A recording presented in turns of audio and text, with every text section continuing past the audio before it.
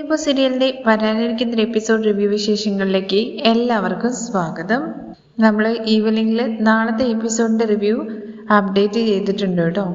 ആ എപ്പിസോഡ് കാണാത്തവരാരെങ്കിലും ഉണ്ടെങ്കിൽ ഒന്ന് കണ്ടു നോക്കൂ കേട്ടോ.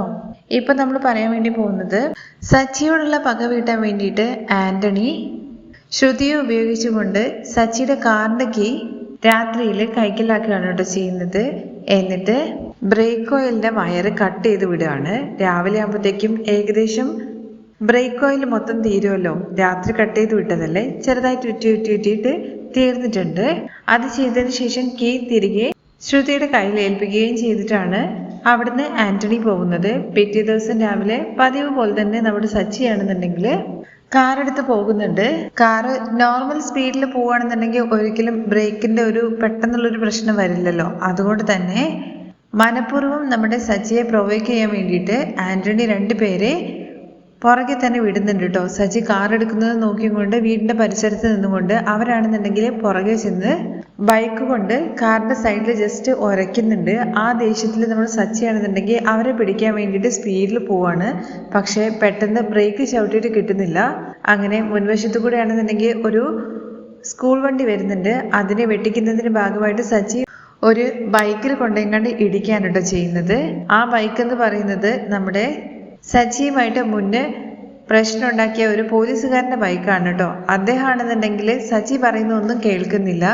ബ്രേക്ക് പോയത് കൊണ്ടാണ് കാറ് ചെന്ന് ഇടിച്ചതെന്നൊന്നും കേട്ടോ. പക്ഷെ അയാളാണെന്നുണ്ടെങ്കിൽ മനഃപൂർവ്വം പ്രശ്നം ഉണ്ടാക്കാൻ വേണ്ടിയിട്ട് താൻ എൻ്റെ വണ്ടിക്ക് മനഃപൂർവ്വം കൊണ്ടുവന്ന് ഇടിച്ചതാണ്, മുൻവൈരാഗ്യം വീട്ടാൻ വേണ്ടിയിട്ടാണ്, ഞാനൊരു പക്ഷേ ഉണ്ടായിരുന്നെങ്കിൽ എന്നെയും കൂടി നീ ഇടിച്ച് വീഴ്ത്തിയേനെ എന്നൊക്കെ പറയുന്നുണ്ട്. സർ, ഒരു പോലീസുകാരൻ്റെ ബൈക്ക് മനഃപൂർവ്വം ഇടിച്ചു വീഴ്ത്താൻ മാത്രം മണ്ടനാണോ ഞാനെന്നുള്ള കാര്യങ്ങളെക്കുറിച്ചൊക്കെ സച്ചി ചോദിക്കുന്നുണ്ടേ.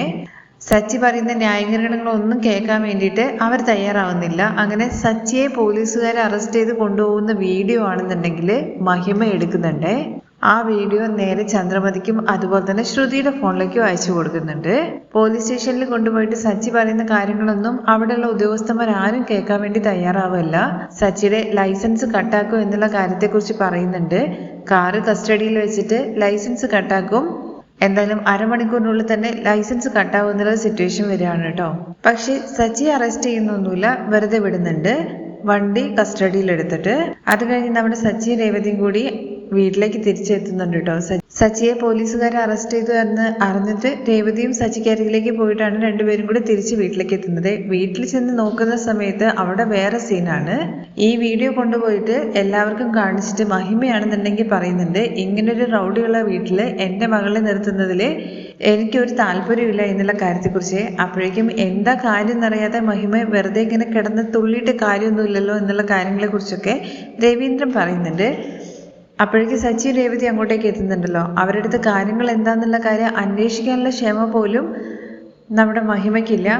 വിശദീകരണങ്ങളൊന്നും എനിക്ക് കേൾക്കണ്ട, എൻ്റെ മോളുടെ കാര്യത്തിൽ എനിക്കൊരു തീരുമാനം ഉണ്ടാക്കണം. എന്തായാലും അവൾ ഇവിടെ നിൽക്കാൻ വേണ്ടി പാടില്ല.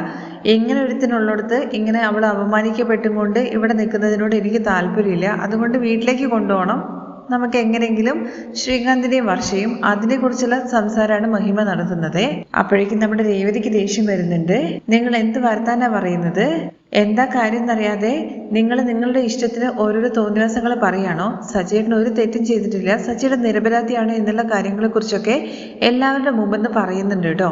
ചന്ദ്രപതി നമ്മുടെ രേവതി മഹിമയുടെ അടുത്ത് ഭയങ്കരമായിട്ട് ഷൗട്ട് ചെയ്ത് സംസാരിക്കുന്ന പോലെയാണല്ലോ സംസാരിക്കുന്നത്.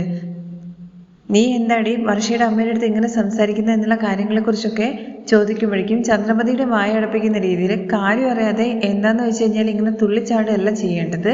ആദ്യം കാര്യം എന്താന്നുള്ള കാര്യം മനസ്സിലാക്കാൻ വേണ്ടിയിട്ടാണ്. ഞങ്ങൾക്ക് 100 പ്രശ്നങ്ങളുണ്ട്, അതിൻ്റെ ഇടയ്ക്ക് വേറെ ഓരോ പ്രശ്നങ്ങൾ പറഞ്ഞ് ഞങ്ങൾ അരികിലേക്ക് വരരുതെന്നൊക്കെ ദേഷ്യത്തോടു കൂടി പറയണേ. ഇപ്പം നമ്മുടെ ചന്ദ്രമതിയാണെന്നുണ്ടെങ്കിൽ രേവതി എന്തെങ്കിലും ഒന്ന് പറയുമ്പോഴത്തേക്കും ഒരു പൊടിക്കൊന്ന് ഒതുങ്ങുന്നുണ്ട് കേട്ടോ. അങ്ങനെ സച്ചിയും രേവതിയും കൂടി സംഭവങ്ങളെ കുറിച്ചൊക്കെ എല്ലാവരോടായിട്ട് പറയുന്നുണ്ട് കേട്ടോ. അങ്ങനെ ബ്രേക്ക് ഇല്ലാതെ പോയിട്ട് പോലീസുകാരൻ്റെ വണ്ടിയിലാണ് ഇടിച്ചതെന്നുള്ള കാര്യം മനസ്സിലാക്കി മനസ്സിലാക്കുന്നുണ്ട് എല്ലാവരും. അപ്പോഴേക്കും ശ്രുതിക്ക് ടെൻഷൻ ആവാണ് കേട്ടോ ചെയ്യുന്നത്. ആരോ ബ്രേക്കിന്റെ വയറ് കട്ട് ചെയ്ത് വിട്ടതാന്നുള്ള കാര്യം സച്ചിക്ക് മനസ്സിലായിട്ടുണ്ടല്ലോ. അതുകൊണ്ട് തന്നെ സച്ചി അതിന്റെ പുറകെ പോയി കഴിഞ്ഞാൽ ഒരുപക്ഷെ ഞാൻ പിടിക്കപ്പെടുമോ എന്നുള്ളൊരു ടെൻഷൻ ശ്രുതിക്ക് ഉണ്ട് കേട്ടോ. അതിനിടയ്ക്കാണെന്നുണ്ടെങ്കിൽ നമ്മുടെ സച്ചിയുടെ കാറ് എടുത്തിട്ട് പോലീസ് സ്റ്റേഷനിൽ എത്തിക്കണമല്ലോ. അതിനൊരു കോൺസ്റ്റബിളിനെയാണ് ഏർപ്പാടാക്കിയിട്ടുണ്ടായിരുന്നത്. അദ്ദേഹം കാറുമായിട്ട് വരുന്ന സമയത്ത് ബ്രേക്ക് ചവിട്ടിയിട്ട് കിട്ടുന്നില്ല. അങ്ങനെ ഒരു പോസ്റ്റിന് പോയി ഇടിച്ചിട്ട് അയാളുടെ കൈ ഫ്രാക്ചർ ആവുകയൊക്കെ ചെയ്തിട്ടുണ്ട്.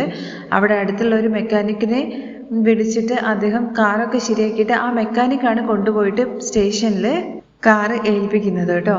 എന്നിട്ട് ഈ നമ്മുടെ സച്ചിയുമായിട്ട് പ്രശ്നം ഉണ്ടാക്കിയ ആ പോലീസുകാരനുണ്ടല്ലോ, അദ്ദേഹത്തിൻ്റെ അടുത്ത് പറയുന്നുണ്ട്, സർ ആ സച്ചി എന്ന് പറഞ്ഞപ്പോൾ പറഞ്ഞ കാര്യങ്ങളൊക്കെ സത്യമാണ്.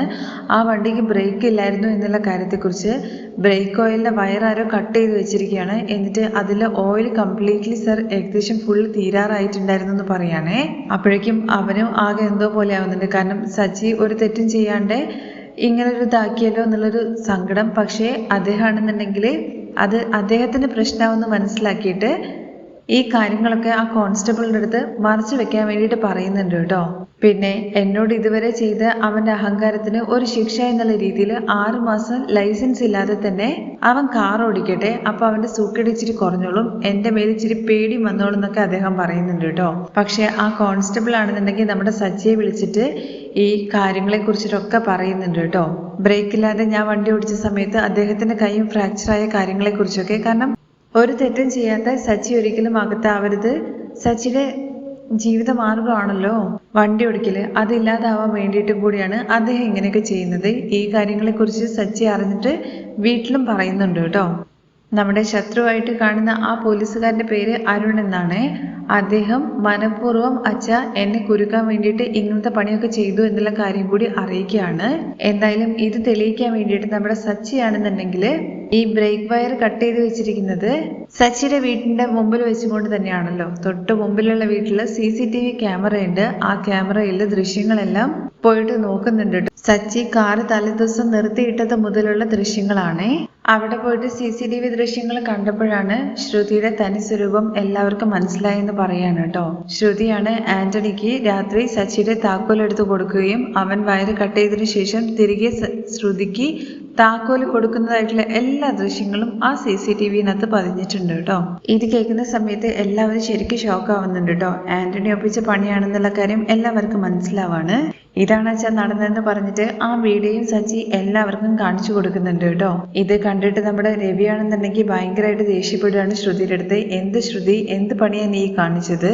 അങ്ങനെ ശ്രുതി ചെയ്ത കാര്യമാണെന്നുണ്ടെങ്കിൽ നമ്മുടെ ചന്ദ്രമതിക്ക് ഭയങ്കരമായിട്ട് ദേഷ്യം പിടിക്കുന്നുണ്ട് കേട്ടോ. ശ്രുതിയുടെ കളത്രങ്ങളൊക്കെ പൊളിഞ്ഞതിന് ശേഷമാണ് ഈ കാര്യങ്ങളൊക്കെ നടക്കുന്നത്. അന്ന് ഞാൻ നിങ്ങളെ അമ്മയുടെ അടുത്ത് പറഞ്ഞതാണ് ഇവളെ ഇവിടുന്ന് ചവിട്ടി പുറത്താക്കാൻ വേണ്ടിയിട്ട്. അന്നേരം ആരും കേട്ടില്ല. ഇനിയും ഇവൾ എന്തെല്ലാം കാര്യങ്ങളാണ് ചെയ്യാൻ വേണ്ടി പോകുന്നതെന്ന് ദൈവത്തിന് മാത്രമേ അറിയുള്ളൂ. ഞാൻ വിചാരിച്ചു ഇവള് തിരുത്തി കാണും അവളുടെ ജീവിതം എന്നുള്ള കാര്യത്തെക്കുറിച്ചാണ്. ഇനിയും കള്ളം പറയുന്നതും അങ്ങനത്തെ പ്രവൃത്തികൾ ചെയ്യില്ല എന്നുള്ളൊരു വിശ്വാസം എനിക്ക് ഉണ്ടായിരുന്നു എന്ന് രവി പറയാണേ. ഇത് കേൾക്കുമ്പോൾ ചന്ദ്രമതിയാണെന്നുണ്ടെങ്കിൽ ഇവൾ ഒരിക്കലും തിരുത്തില്ല എന്നും ഇവള് ഇനിയും നമ്മൾ അറിയാതെ എന്തെല്ലാം കാര്യങ്ങളാണ് ചെയ്തതെന്നുള്ള കാര്യം അറിയില്ല. അപ്പോഴേക്ക് ശ്രുതിയാണെന്നുണ്ടെങ്കിൽ പറയുന്നുണ്ട് കേട്ടോ, ഒരുപക്ഷെ അമ്മയും എന്നെയും തമ്മിൽ അകറ്റാൻ വേണ്ടിയിട്ട് ഇവൾ എന്തെല്ലാം ഒപ്പിക്കും എന്നുള്ള കാര്യം ദൈവത്തിന് മാത്രമേ അറിയുള്ളൂ.